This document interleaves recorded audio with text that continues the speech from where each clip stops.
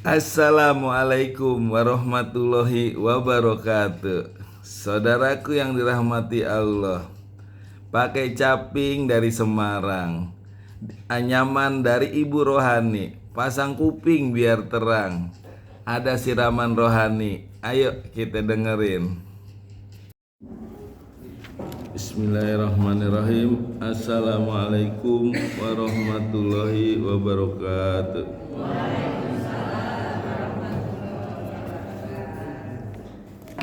Innal hamdalillah nahmaduhu wa nasta'inuhu wa nastaghfiruh wa na'udzu billahi min shururi anfusina wa min sayyiati a'malina may yahdihillahu fala mudhillalah wa may yudhlilhu fala hadiyalah.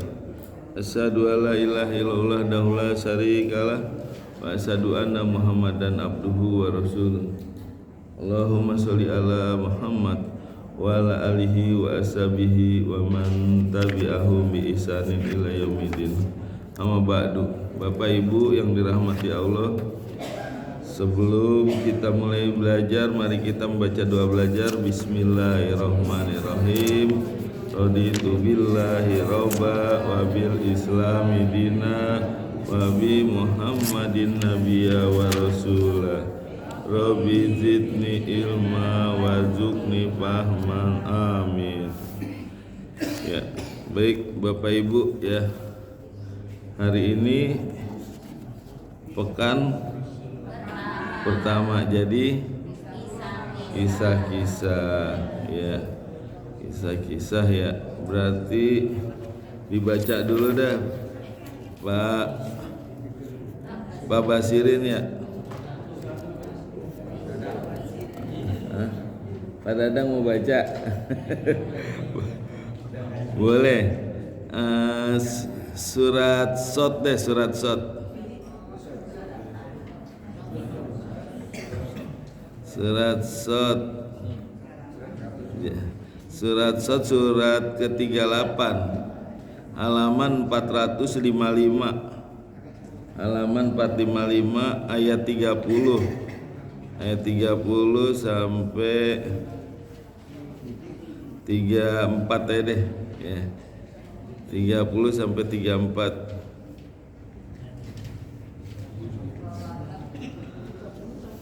Ya.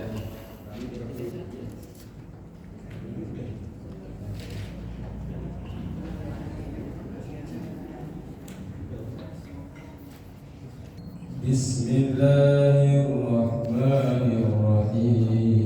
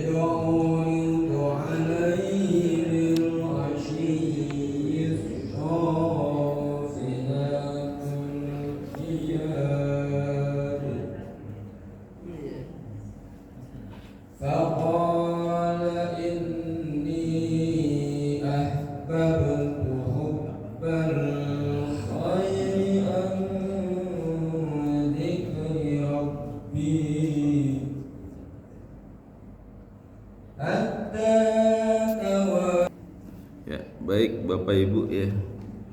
Hari ini saya akan mengisahkan kisah Nabi Sulaiman. Ada yang tahu Nabi Sulaiman anaknya siapa?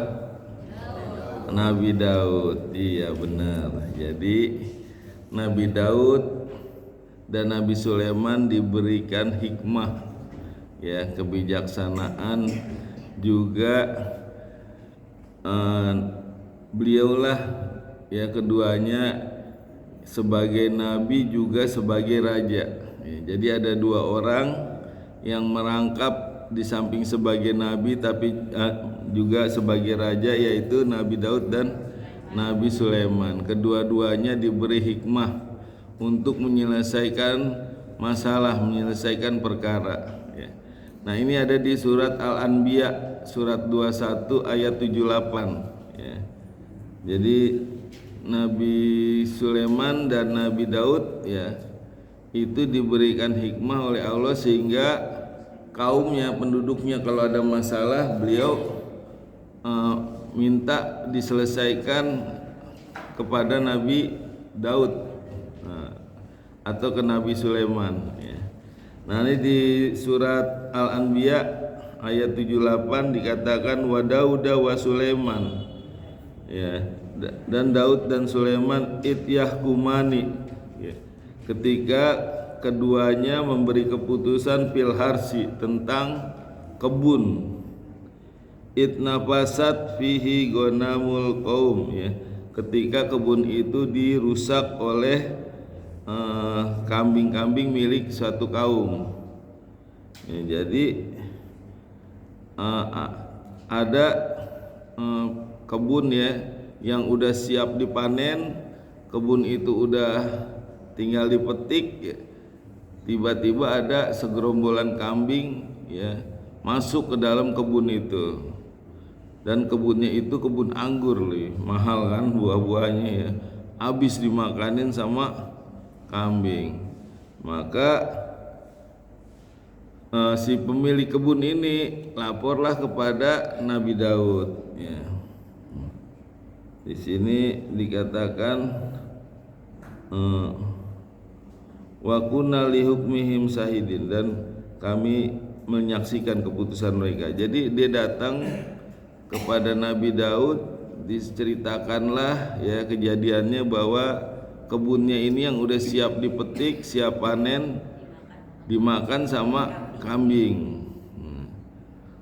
Maka dipanggil keduanya sama Nabi Daud ya, dan setelah dihitung-hitung bahwa hasil panennya ini ya kalau dijumlah nilainya sama dengan kambing yang memakan buah-buahannya itu ya, kebunnya itu yang makan daun-daunan buah-buahan punya si pemilik kebun ini. Maka Nabi Daud memutuskan bahwa kambingnya ini diambil dan diserahkan kepada si pemilik kebun, karena harga buah-buahan kalau dijual itu nilainya sama dengan kambing ya. Adil gak? Ya adil lah, seimbang kan, sesuai. Tapi si pemilik si penggembalanya, si pemilik kambing ini kurang puas gitu. Lalu datang ke Nabi Sulaiman, diceritakan kejadiannya, maka dipanggil tuh keduanya, si pemilik kebun sama si penggembala kambing ya. Diceritakan kejadiannya, maka Nabi Sulaiman memutuskannya beda ini. Kata Nabi Sulaiman, kalau gitu kambing semuanya diserahkan kepada si pemilik kebun untuk dinikmatin susunya, bulunya pokoknya boleh dinikmatin. Dan sebaliknya kebun yang udah dimakan sama kambing diserahkan kepada si pemilik kambing, si pengembala. Untuk apa? Untuk ditanamin lagi buah-buahan yang sama, sampai nanti kalau udah panen, udah siap petik seperti semula, baru ditukar. Jadi nanti si pengembala menanam buah-buahan ya, anggur, lalu kalau udah siap panen dikembalikan kepada si pemilik kebun. Begitu juga si pemilik kebun mengembalikan kambingnya. Nah, kedua-duanya seneng nih, sama-sama win nih ya. Jadi bagusan mana nih keputusannya nih? Bagusan kedua ya. Berarti anak lebih pinter daripada bapaknya ya. Ya terus terang aja, saya juga kalau masalah HP apa saya nanya aja ke anak kalau nggak ngerti. Anak lebih tahu ya. Jadi begitulah ya keputusan Nabi Sulaiman. Makanya di ayat 79 dikatakan fafahamnaha Sulaiman, maka kami beri pemahaman kepada Sulaiman, wa qulan ataina hukman wa ilma ya, dan segalanya kami berikan hikmah dan ilmu. Jadi keduanya diberi hikmah dan ilmu, tapi Allah mengatakan Sulaiman lebih tepat, fafahamnaha Sulaiman. tapi kedua-duanya diberi ilmu dan hikmah. Nabi Daud juga nggak salah keputusannya karena kan sesuai harganya. Tapi ada yang lebih tepat, yaitu keputusan Nabi Sulaiman. Pernah juga ada terjadi ketika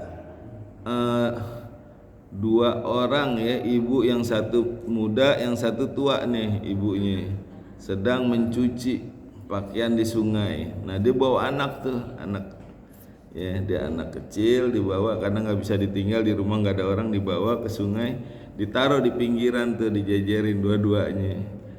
Nah ketika sedang menyuci, tiba-tiba ada serigala nih makan salah satu anaknya. Nah yang tua lari, ya digendong yang masih hidup, ya terus yang muda juga ikut lari. Kata yang muda, itu anak saya. Bukan, anak kamu udah dimakan sama serigala, ini anak saya gitu.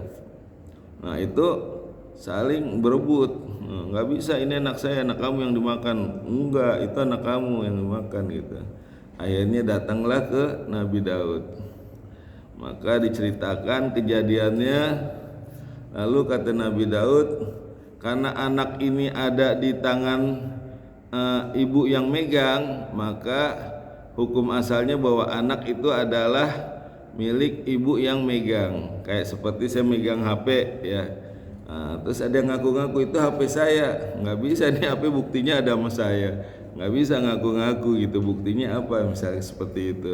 Nah jadi Nabi Daud mengatakan bahwa anak ini milik ibu yang tua karena anak ini dipegang sama ibu yang tua, ya nggak mungkin anak dilepas gitu.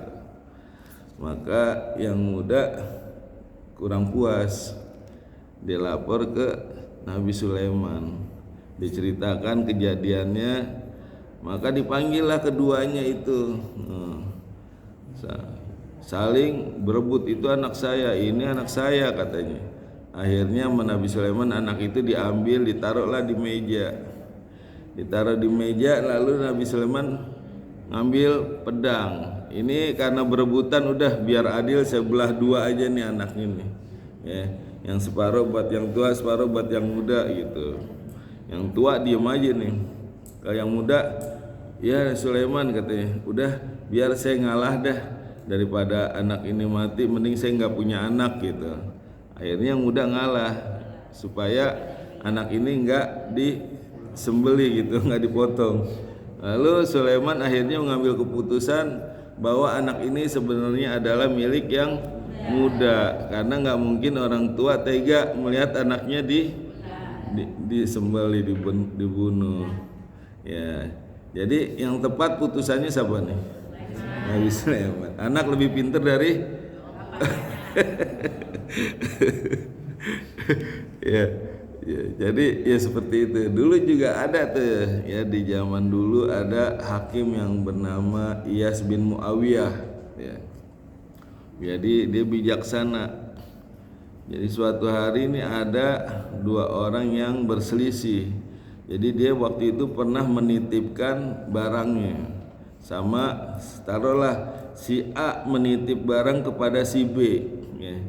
Nah si B ini yang dititipkan, si A menitip barang berupa uang ya, nah, dan satu kantong barang gitu. Nah begitu si A minta sama si B nggak ngaku, mana barang saya yang dulu saya titipin, nggak ada, kamu nggak pernah nitip gitu, waktu itu saya nitip gitu. Terus kata si B, mana buktinya, saksinya ada gak gitu. Maka si A datanglah ke tempatnya ini Iyas bin Muawiyah, seorang hakim. Nah ketika diceritakan, dipanggillah keduanya, lalu diceritakan bahwa dia nitip uang dan barang kepada si B. Dan ketika saya minta dia nggak ngasih gitu. Kata si B, saya nggak pernah nerima, bahkan saya kenal aja enggak sama si A, kata gitu. Apalagi dititipin ya. Maka kata Iyas bin Muawiyah, coba dah kamu inget-inget lagi A, katanya. Dulu waktu nitipinnya di mana? Sampai tahu ada barang ketinggalan di situ gitu.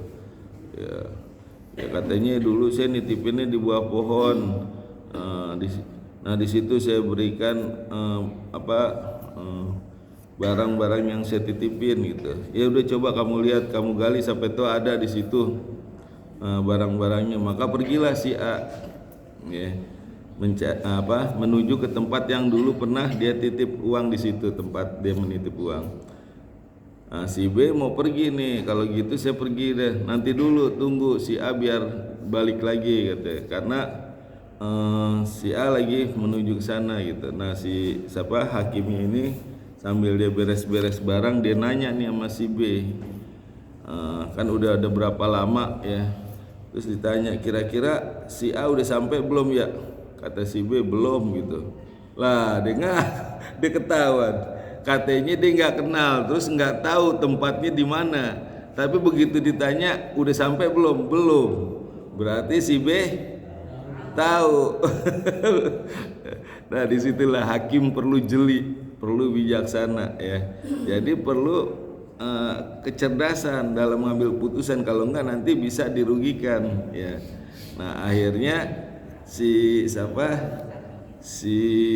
B ya udah, dia sebagai orang yang dititipin dan udah nggak bisa ngelak lagi ya.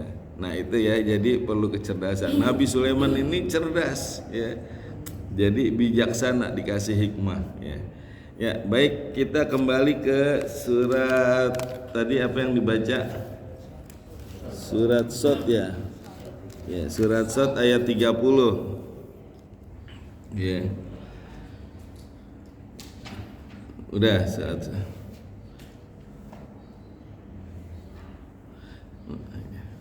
ya, Nabi Sulaiman ini adalah orang yang pertama membangun Masjidil Aqsa ya.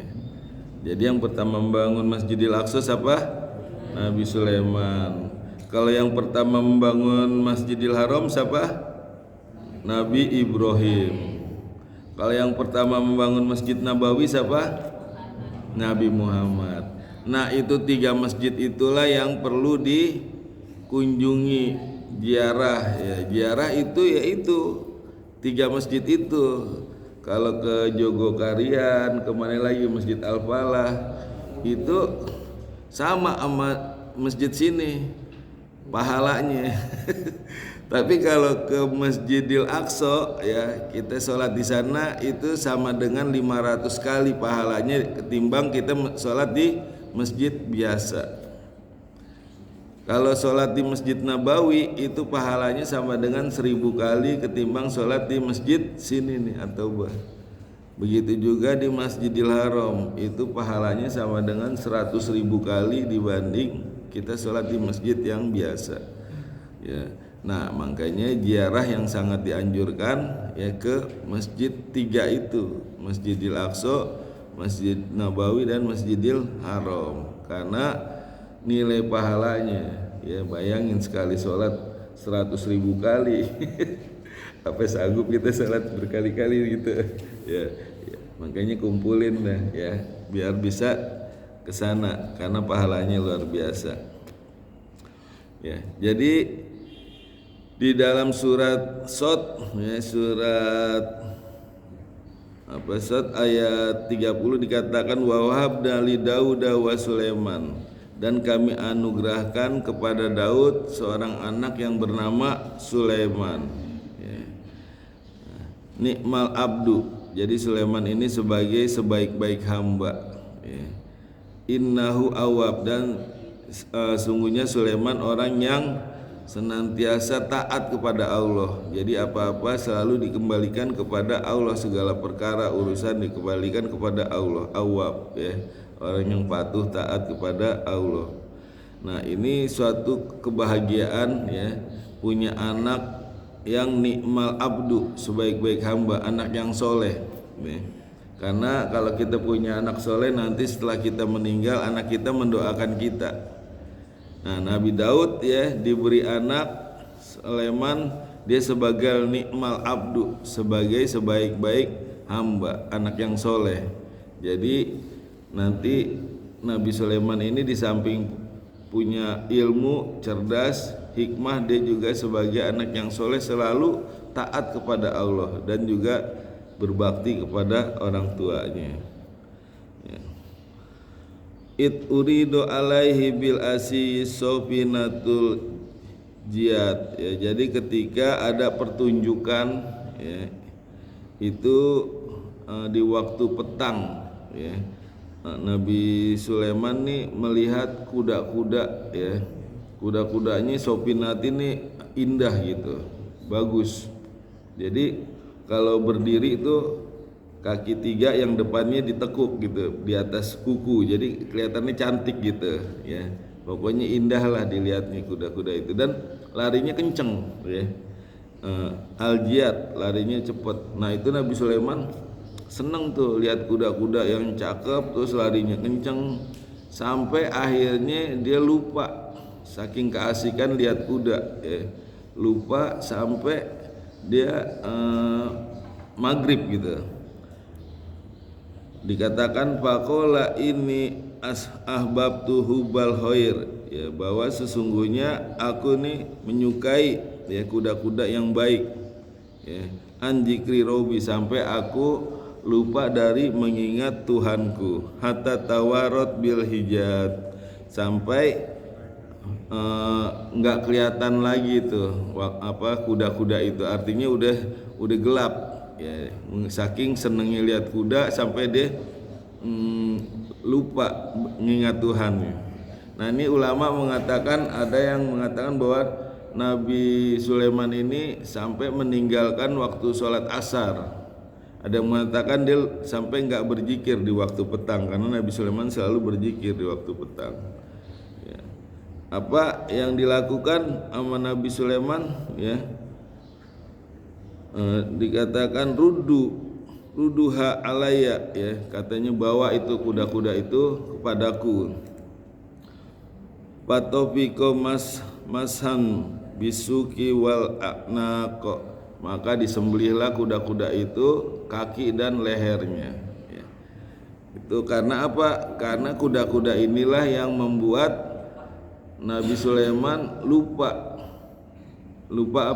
berzikir atau sampai lupa sholat gitu. Nah kalau seandainya nih, ya, bapak-bapak nih atau ibu punya mobil baru, ya, seneng liatnya, dia lap tuh mobil tiap hari, ya, sampai lewat tuh waktu asar tuh, kira-kira tuh mobil diapain? Bener nih. Berani gak? Ya, ya, jangankan mobil, HP aja kadang, ya, keasikan main lupa, sayang dibuang, ya. Dikasih orang sayang, ya. Tapi kadang seringnya kita suka apa ya, bukan kita sih, masa kita sih, ya, kadang ada, ya, beberapa yang melalaikan waktu asar, udah tinggal sisa waktu jam 5, setengah 6 baru sholat. Nah itu ditunda-tunda gitu, padahal hal yang nggak penting. Ini Nabi Sulaiman hanya karena dia lupa zikir atau dia lupa, sampai dia lupa sholat asar, itu kambing-kambingnya dipotong, kuda-kudanya dipotong, disembelih, ya. Itu banyak kudanya, nggak satu, ya. Nabi Sulaiman kan raja dia, ya. Nah itu kudanya dipotong, kaki dan lehernya dibagi-bagiin kepada penduduk di sana, ya, desa-desa sana, karena dia nggak mau sampai lalai dari mengingat Allah. Makanya disebut awab, dia selalu kembali kepada Allah dalam perkara apapun, sekecil apapun dia selalu kembali kepada Allah, ya. Lalu hatta tawarat bil hijab, ruduha alaya, udah, ya. Walaqad fatanna Sulaiman, dan sesungguhnya, ya, kami menguji Sulaiman, wa alqaina ala kursihi jasadan summa anab, ya. Jadi Nabi Sulaiman diuji, ya, diletakkan di kursi tubuhnya, kemudian dia bertobat. Ini ada khilafiyah. Yang pertama, Nabi Sulaiman diuji ketika sakit, katanya lemah, nggak berdaya, maka sama Allah diletakkan di kursi, ya, lalu Nabi Sulaiman bertaubat ya, dan diterima taubatnya. Yang pendapat kedua yang diletakkan di kursi ini adalah anaknya Nabi Sulaiman yang cacat, nggak sempurna. Jadi Nabi Sulaiman beliau mengatakan, ya saya akan menggauli istri saya yang jumlahnya 100 orang dalam semalam katanya. Dan itu nanti semuanya anak-anaknya akan menjadi pejuang pembela agama Allah. Jadi Nabi Sulaiman ini diberi kekuatan nih, bisa menggauli istrinya 100 istri, itu ejakulasi semua itu. Ya itulah kelebihannya Nabi Sulaiman ya. Ini juga satu mukjizat ya, bisa menggauli istrinya dan itu ejakulasi. Tapi Nabi Sulaiman tidak mengucapkan insya Allah ya. Nah ketika dia nggak ngucapin insya Allah, maka nggak ada yang jadi. Ada jadi satu, itu pun cacat ya. Makanya kata Rasulullah Nabi Muhammad, kalau Nabi Sulaiman mengucapkan insya Allah, maka anaknya itu akan jadi semua dan akan menjadi pejuang pembela agama Allah. Tapi karena tidak mengucapkan insya Allah, maka tidak ada yang jadi. Penting ini insya Allah, jangan kita bilang pasti dah besok saya datang gitu, insya Allah. Tapi kebanyakan orang suka nggak mau insya Allah ya. Jangan insya Allah lah, yang pasti aja gitu ya. Padahal insya Allah itu kan jika Allah menghendaki. Cuman karena seringnya orang pakai insya Allah itu buat menolak seringnya, sehingga orang jadi nggak percaya, betul nggak? Dia nggak berani nolak ya, nanti datangnya insya Allah, padahal dia nggak berani bilang nggak bisa gitu. Dia bilang insya Allah, akhirnya nggak datang tuh ya. Nah akhirnya orang nggak percaya, udah nggak usah pakai insya Allah, padahal insya Allah itu jika Allah menghendaki, dan itu harus kita jalankan itu ketika kita udah mengatakan insya Allah ya. Lalu Nabi Sulaiman bertaubat ya, dan diampuni, diterima taubatnya dan diampuni. Lalu Nabi Sulaiman berdoa, qala rabbik firli, doanya ya Tuhanku ampunilah aku. Nah ini juga penting ya. Jadi kalau kita berdoa ya, ini Nabi Sulaiman mengajarkan sebaiknya kita istighfar dulu ya, astagfirullah gitu. Ini kayak Nabi Sulaiman, qala rabbik firli, ya Tuhanku ampunilah aku. Jadi mohon ampun dulu ya. Nanti kalau kita udah diampunin, dosa kita udah 0 ya, baru kita minta sama Allah ya. Jangan kita masih ada dosa kita minta sama Allah. Jadi minta diampuni dulu. Qala rabbik firli, ya Tuhanku ampunilah aku. Nah setelah diampuni, baru Nabi Sulaiman mintanya nggak tanggung-tanggung nih ya. Mintanya wahabli mulkan ya, berikanlah kepadaku kerajaan la yang bagi li ahadim min ba'di ya, kerajaan yang belum pernah ada nanti sesudahnya. Jadi nggak ada yang bisa niru kerajaan itu sesudah Nabi Sulaiman. Jadi sampai sekarang belum ada kerajaan seperti Nabi Sulaiman. Ya bukan dari luasnya, kalau luas mah banyak ya, kerajaan Sriwijaya luas, kerajaan Majapahit luas ya, kerajaan Persia luas. Tapi ini dari pasukannya ya, pasukannya itu terdiri dari apa? Dari jin, dari binatang, termasuk angin ditundukkan ya, manusia juga termasuk pasukannya ya. Nah, jadi minta supaya tidak ada kerajaan yang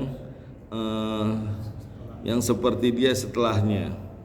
Innaka antal wahhab, sesungguhnya engkau maha pemberi. Fasahorna lahu riha, maka kami tundukkan untuk Sulaiman angin ya, itu angin juga termasuk pasukannya Sulaiman, itu ditundukkan ya. Yajri bi amrihi ruhoan haisu asob. Jadi angin itu nanti dengan lembut ya, ruhoan itu lembut ya, dia akan mengantarkan Sulaiman kemana dia kehendaki, ya. Haitsu asoba, kemana saja. Mau ke barat, udah angin bawa tuh ke barat. Mau ke timur, dia itu ke timur, ya. Itu khusus untuk Nabi Sulaiman, ya. Angin bisa ditundukkan. Wasayatina kullan banna'iu wa gawas, dan juga setan, ya, dari penyelam dan kontraktor, tukang bangunan, ya. Banain tuh yang suka ngebangun. Jadi ada tuh setan tuh yang suka ngebangun, kontraktor. Di sini dikatakan wasayatina kulla banain, ya, setan yang suka ngebangun, wagawasi, dan penyelam yang suka nyelam, ya. Jadi bukan hanya jin-jin yang baik saja yang tunduk sama Sulaiman, setan pun ditundukkan sama Sulaiman. Tuh, jadi nggak berani dia ngegoda Sulaiman. Di sini ditundukkan. Wa ahorina mukoronina fil asfat, dan yang lainnya, setan-setan yang lain diikat, ya, diikat di tiang. Haja atau una pamnun au amsik bigoiri hisab, ya. Dan Nabi Sulaiman juga diberi harta yang banyak, ya. Diberi harta yang banyak, tapi boleh bebas, katanya haja atau una, dia mau berikan, pamnun au amsik, ya, atau ditahan harta itu boleh, bigori hisab, tanpa hisab. Nah, itulah kelebihan Nabi Sulaiman, diberi harta berlimpah, dia boleh sumbangin, sedekahin, atau dia tahan juga boleh harta itu, dan tanpa hisab, ya. Jadi Nabi Sulaiman gak dihisab hartanya. Jadi kalau ada ustadz yang mengatakan Nabi Sulaiman masuk surga 40 tahun lebih lama karena hartanya dihisab, nah itu nggak benar itu. Di sini dikatakan Nabi Sulaiman bigoiri hisab, tanpa dihisab, ya. Kalau kita iya dihisab, punya mobil satu dihisab tuh, punya mobil dua lebih lama lagi hisabnya. Punya istri satu dihisab, istri dua lebih lama lagi. Ya, jadi kalau kita dihisab, Nabi Sulaiman tidak, ya. Wa innalahu indana lazulfa, ya, dan sesungguhnya Sulaiman ini di sisi kami adalah orang yang dekat, wa husna maaf, dan dia sebaik-baik tempat kembali, ya. Nabi Sulaiman ini sangat dekat dengan Allah sehingga dia dikatakan sebaik-baik tempat kembali. Jadi pernah Nabi Muhammad, ya, ketika sholat di Nabawi, Masjid Nabawi, itu ada jin ifrit lewat di depannya, bolak-balik gitu. Dia mau mengganggu biar Nabi Muhammad batal. Nah, ini atas izin Allah Nabi Muhammad bisa megang jin ifrit, dicekik itu jin ifrit, dicekik, terus dia mau ikat itu jin ifrit di tiang Masjid Nabawi, ya, digantung biar nanti besok pagi pada lihat tuh orang-orang di Masjid Nabawi. Tapi dia ingat doanya Nabi Sulaiman, ya. Nabi Sulaiman berdoa agar dia diberi kerajaan yang tidak ada dimiliki oleh orang lain sesudahnya, ya. Karena ini jin ini, ya, hanya boleh dikuasai oleh Sulaiman, nggak boleh sama yang lain. Makanya sama Nabi Muhammad, ya, dilepas itu jin ifrit, ya, atas izin Allah, ya. Nah, jadi nggak boleh kita punya pasukan jin, hanya Nabi Sulaiman yang boleh, ya. Meskipun Nabi Muhammad sebenarnya butuh juga pasukan. Waktu perang Badar, coba 300 lawan 1000, itu kan perlu bantuan, tapi Nabi Muhammad nggak pakai jin. Terus perang Handak, perang Uhud, ya, itu perlu, tapi nggak dipakai karena emang nggak boleh, hanya Nabi Sulaiman lah, ya. Begitu juga, ya, orang, ya, nggak boleh menggunakan jin untuk minta bantuan ke jin. pasti jin minta mahar, betul gak? Kayak peramal-peramal ya, itu ada syaratnya deh. Kalau Nabi Sulaiman nggak pakai mahar, karena izin Allah. Nabi Muhammad bisa nyekek nggak pakai mahar deh, karena atas izin Allah. Kalau manusia biasa pasti nanti minta maharnya ya. Ya darah manusia lah, inilah itu ya. Nah itu nggak boleh. Makanya Nabi Muhammad ya tidak menggunakan jin, meskipun di dalam surat jin ya itu banyak jin-jin yang masuk Islam, tapi Nabi Muhammad tetap nggak mau gunakan jin karena itu hanya milik Nabi Sulaiman ya, yang boleh menguasai jin ya. Jadi kita kembali ke surat 34. Surat 34 itu surat Saba. Nah kita ke Saba ayat 12 yes, halaman 429. Jadi di sini dikatakan wali Sulaiman riha guduha ya, dan bagi Sulaiman diberi angin ya, apa angin ditundukkan untuk apa? Untuk perjalanan di waktu pagi. Sahrun itu sama dengan sebulan perjalanan. Warawahuha sahrun, dan di waktu petang itu sama dengan sebulan.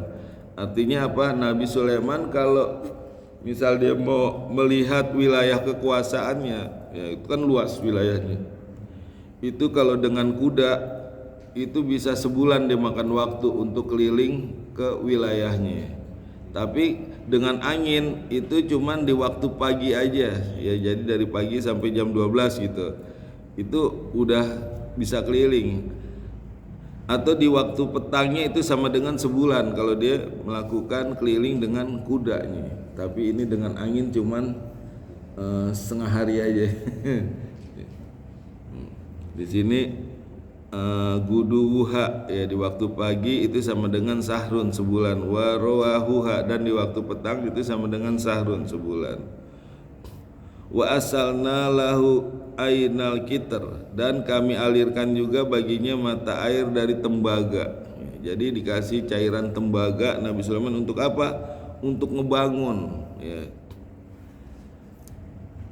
Ya, di sini wa minal jinni may ya'malu baina yadayhi bi idni rabbih. Jadi yang ngebangun itu bangsa jin ya.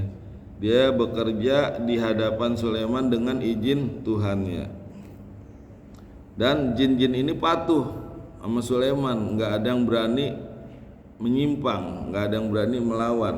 Dikatakan wa may yajik minhum ya, barang siapa yang menyimpang di antara mereka an amrina dari perintah kami nuzikhu, maka kami rasakanlah dia min ajabis sair, dari siksa api yang menyala-nyala. Jadi kalau ada jin yang enggak nurut, yang menyimpang sama Nabi Sulaiman, dibakar itu ya dengan api yang menyala-nyala. Makanya enggak ada yang berani itu jin-jin. Dia bekerja terus karena Nabi Sulaiman tegas dan berani deh ya. Makanya jin-jin itu patuh, dia bekerja terus ya. Lalu tadi sampai mana itu?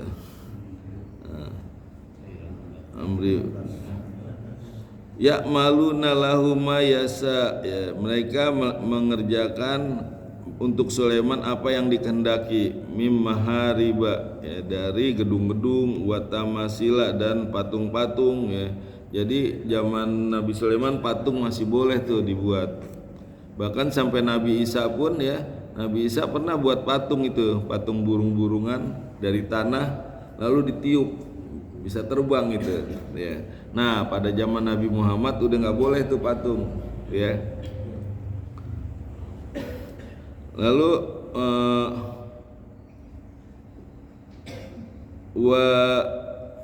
wajifanin kal jawabi ya, jadi membuat piringnya seperti kolam ya, piringnya gede. Seperti apa? Kolam. Itu karena pasukannya Nabi Sulaiman itu macam-macam, ada gajah, ada jerapah gede-gede makhluknya. Makanya buat piringnya seperti kolam. Terus wakudurin rosiyat, juga periuknya atau apanya itu pancinya ya, itu nggak bisa digeser karena gede dan berat itu.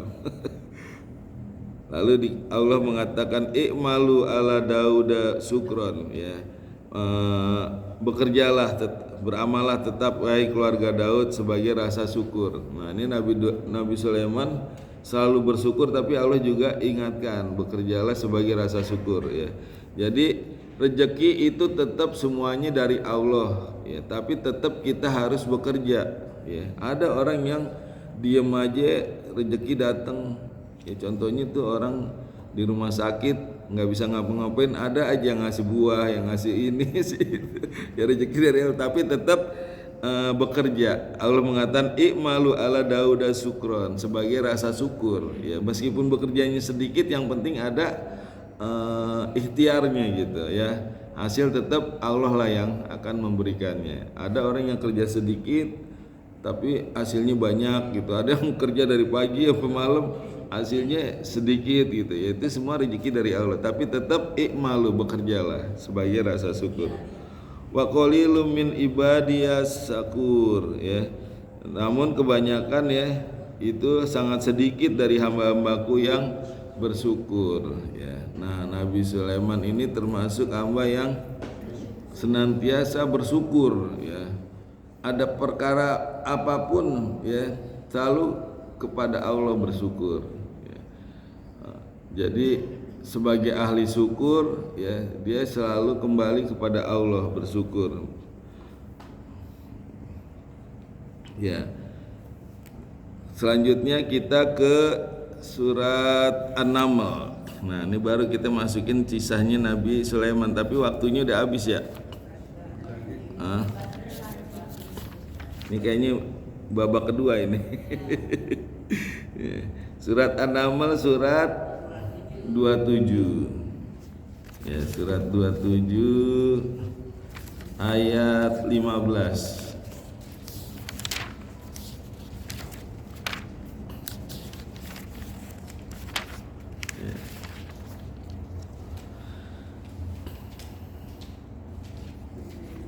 Udah?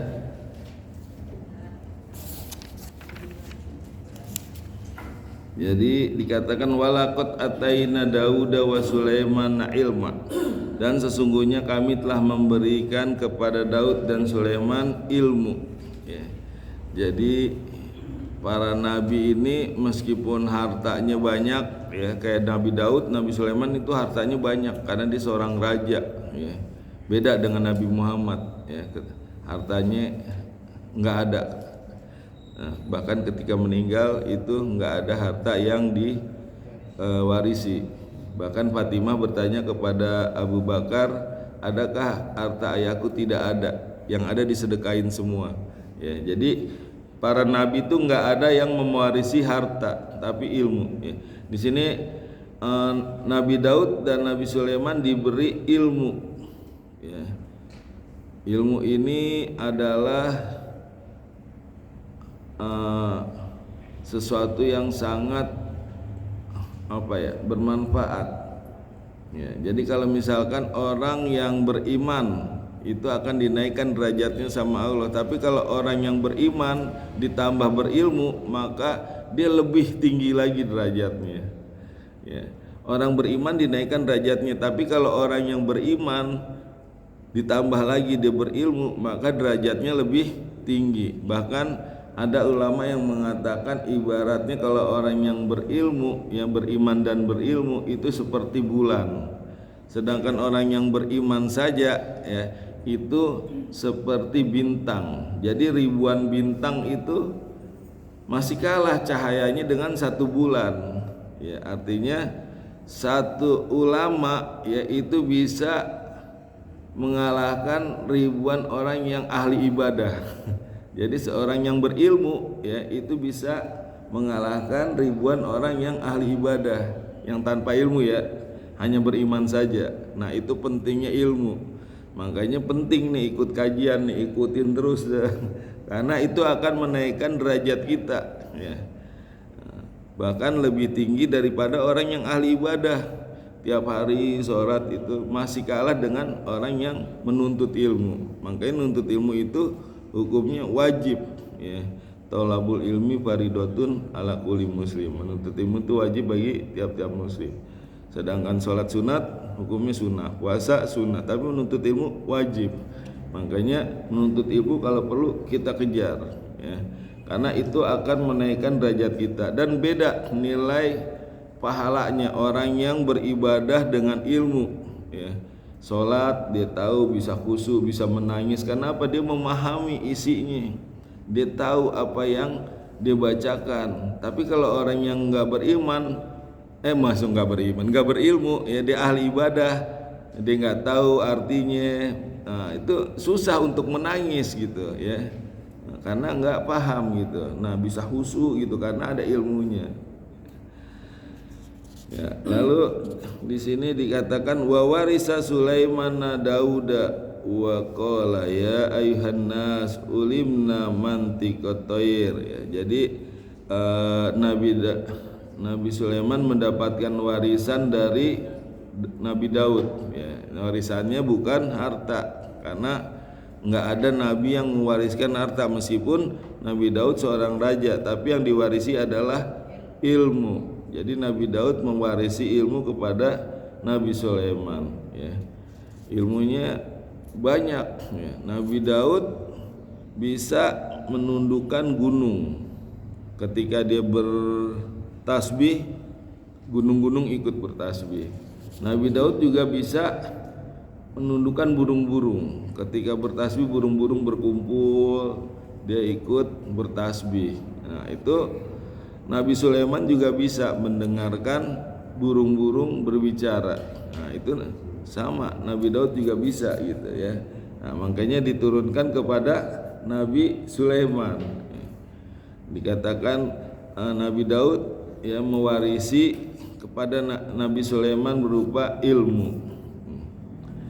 Lalu Nabi Sulaiman berkata waqala ya ayuhan nas, wahai manusia, ulimna mantiqat thair ya. Sungguhnya kami telah diajarkan memahami bahasa burung ya. Jadi orang-orang yang suka ikut lomba burung itu, biarpun dia tiap hari mandiin burung, nyemprotin burung, nggak ngerti itu apa yang diomongin. Cuman dia bilang wah indah nih suaranya nih. Padahal tuh burung ngomong apa dia nggak tahu. Udah capek nih, dia bilang gitu, mungkin dia nggak ngerti. Jangan diadu mulu, udah capek gitu.